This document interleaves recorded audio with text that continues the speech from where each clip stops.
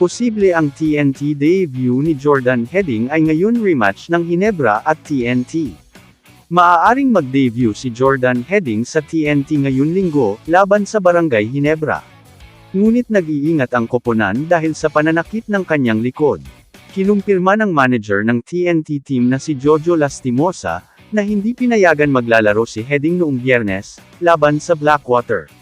Dahil kakatapos lang niya ng kanyang unang contact practice noong Miyerkules. Si Heading ay na-trade kamakailan mula sa Converge para kay Mikey Williams, at nagpapatuloy sa rehab upang matiyak na wala siyang sakit bago maglaro.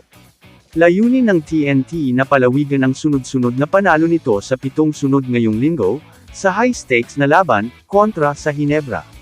Nang naglalaro si Jordan Heading para sa Converge sa PBA Commissioner's Cup, nagkaroon siya ng kahangahangang kampanya kung saan siya ay nasa paghahanap para sa Best Player of the Conference. Wala siyang intensyon na gumawa ng parehong uri ng mga numero sa TNT, dahil handa siyang tumulong sa anumang paraan na makakaya niya sa championship squad.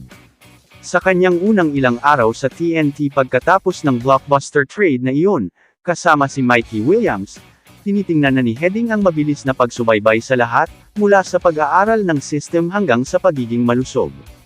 Upang makapag-ambag sa pinakamaagang posibleng panahon, kasama ang tropang 5G, na naglalayon para sa isa pang kampyonato, na magbibigay sa kanila ng Grand Slam. Batay sa mga nakaraang araw, pakiramdam ni Heading ay magiging isang maayos na paglipat ito, para sa kanya sa TNT sa kultura, at pagnanais ng koponan na manalo ng mga kampyonato. Kamusta mga idol? Sports Zone PH para sa sports news and update. Kung bago ka pa lamang dito sa channel ko, pindutin mo na ang subscribe button at notification bell para lagi kang update sa mga sports news.